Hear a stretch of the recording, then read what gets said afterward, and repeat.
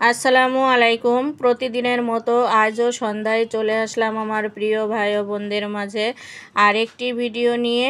আজকের ভিডিওতে থাকবে আজকে আমি শুকনা বাজার করে নিয়েছি, কি বাজার করলাম সেই সব কিছুই আমার প্রিয় ভাই ও বোনদের সাথে শেয়ার করব। তারপরে দুপুরের রান্নাবান্না, বিকালের নাস্তা, এই সব কিছু নিয়েই আজকের ব্লগ ভিডিওটি বানিয়ে নিয়েছি। তো এদিকে তো আমি সুন্দর একটি ডালা নিয়েছি, আর এই ডালার ভিতরেই আমি বাজারগুলো সাজিয়ে নেব আর সাজাবো, আর আপনাদের সাথে একটু টুকিটাকি গল্প করব, কারণ সারাদিন ব্যস্ত থাকি। তারপরে আপনাদের সাথে যখন একটা ব্লগ ভিডিও শেয়ার করি, আমার গল্প করতে বেশ ভালোই লাগে, আমার সময়টাও কেটে যায়, বেশ নিজেকে নিয়ে মহা আনন্দেই থাকি। এদিকে তো আমি 2 ডজন ডিম এনেছিলাম, কারণ আমার ছেলেদের সকালে আমি প্রতিদিন 2 ছেলেকে 2টা ডিম সেদ্ধ করে দিই, আমিও একটা খেয়ে নিই। তারপরে কলা নিয়ে আসছিলাম, ময়দা কিনে নিয়ে আসছিলাম, আর পাউরুটি কিনে নিয়ে আসছিলাম কলা দিয়ে খাওয়ার জন্য। 1 প্যাকেট লাচ্ছি সেমাই নিয়েছিলাম, তারপরে 1 কেজি মালটা নিয়েছিলাম, 1 কেজি আপেলও নিয়েছিলাম। এই হলো আমার আজকে শুকনা বাজার। আমার প্রিয় ভাই ও বোনেরা, আমার আজকে এই শুকনা বাজারগুলো আপনাদের কার কাছে কেমন লাগবে অবশ্যই সুন্দর সুন্দর কমেন্ট করে, পুরো ভিডিও দেখে সুন্দর সুন্দর কমেন্টে জানাবেন। তো এদিকে দেখেন মালটাগুলো একদম তরতাজা ছিল, আপেলও অনেক সুন্দর ছিল, কলা, পাউরুটি, লাচ্চা সেমাই আমি সবসময় ঘরে রাখি, কারণ বাচ্চাদের যখনই মন চাই খেতে আমি তখনই দুধ দিয়ে ভিজিয়ে দিই। আমার বাচ্চারা লাচ্চা সেমাই খেতে অনেক বেশি পছন্দ করে, আর আমি প্রতিদিন বিকালে তাদের লোভনীয় নাস্তা দিয়ে থাকি।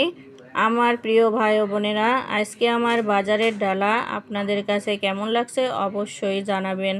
দুপুরের জন্য রান্নাবান্নায় রেডি হয়ে গিয়েছিলাম। সরপুঁটি মাছ, নতুন তরকারি, সিম, আলু, কাঁচা টমেটো, ধনেপাতা দিয়ে রান্না করে নেব। আর এদিকে কুমড়া কেটে নিয়েছি, বরবটি, আলু, এগুলো সবজি ভাজি করে নেব।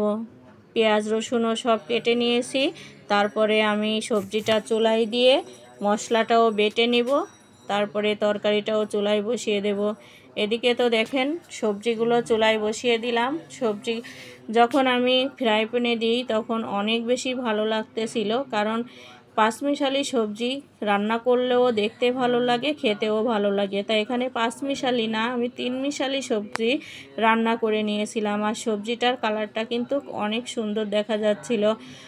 আর সিম, আলু, তারপরে 2 টুকরা ফুলকপিও দিয়েছিলাম, কাঁচা টমেটো। এখন তরকারি রান্না করলে কিন্তু খেতে অনেক বেশি ভালো লাগে। আর এদিকে আদা, জিরা, কাঁচামরিচ, পেঁয়াজ বেটে নিয়েছিলাম। তারপরে পরিমাণ মতো এই যে হলুদ লবণ দিয়ে দেব, দিয়ে মশলাটা ভালো করে কষিয়ে নিচ্ছি। মশলার উপরে যখন তেল বেরিয়ে আসবে তখন আমি কেটে রাখা সিমগুলো দিয়ে দেব, আর এগুলো দিয়ে আমি ভালো করে মশলার সাথে কষিয়ে নেব। তরকারি যত ভালো করে কষাবেন তরকারির স্বাদ কিন্তু তত বেশি বাড়িয়ে দেয়। আর রান্নাবান্না কিন্তু খামখেয়ালিভাবে করলে খেতে ভালো লাগে না। রান্নাবান্না করতে হয় এক মনে এক ধ্যানে, তাহলে যে কোনো সবজি আপনি রান্না করেন না কেন, যেভাবেই রান্না করেন না কেন, খেতে কিন্তু সুস্বাদু হয়। আপনি যদি রান্নাবান্নায় গাফিলতি করেন, সেই রান্না হাজার মজা করে রান্না করলেও কিন্তু ভালো লাগবে না খেতে। এক চুলায় তো আমি সবজি কষিয়ে নিয়ে পানি দিয়ে ঢাকা দিয়ে দিয়েছিলাম, আর অন্য চুলায় আমি মাছটা ফ্রাই করে নিচ্ছিলাম। আর এখন কিন্তু শীতের সময় এই মাছটা প্রচুর পরিমাণে দেখা যায়, আর এই মাছটা এখন খেতেও বেশ ভালোই লাগে।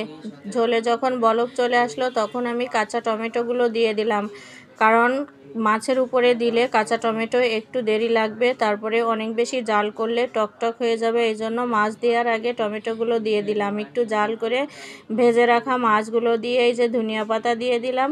তরকারিটাও আমি অন্য একটা পাত্রে নামিয়ে নিলাম। এই যে আমার তরকারিটা দেখতে কত সুন্দর দেখা যাচ্ছে, অনেক লোভনীয় হয়েছিল, খেতেও মাশাআল্লাহ অনেক বেশি মজা লেগেছিল। তো আমার প্রিয় ভাই ও বোনেরা, আমার রান্নাবান্না আপনাদের কাছে কেমন লাগে অবশ্যই সুন্দর সুন্দর কমেন্টে জানাবেন। আর আমি নিজে হাতেই বাজার সংসার সব কিছু সামলিয়ে থাকি, আর এখন আমি সুন্দর করে বাজার করতে পারি, কারণ অনেক বছর ধরেই আমি একা একা বাজার করি। আপনাদের ভাইয়ের পোস্টিং খুলনাতে, এই জন্য সে যখন আসে তখন তো বাজার করে, আর বাকি সময়গুলো তো আমার বাচ্চাদের বাজার করে খাওয়ানো লাগে, তার জন্য আমি বাজার করতেও বেশ ভালোই পারি। আপনি কাজ করতে গেলে আপনাকে নিয়ে সমালোচনা থাকবেই, সে যে কোনো কাজ করেন না কেন, ভালো কাজ আর মন্দ কাজ। তোমার পিছনে যারা তোমাকে নিয়ে সমালোচনা করে তাদের তোমার পিছনে রেখে দাও, কারণ তারা তোমার পাশে থাকার যোগ্যতা রাখে না।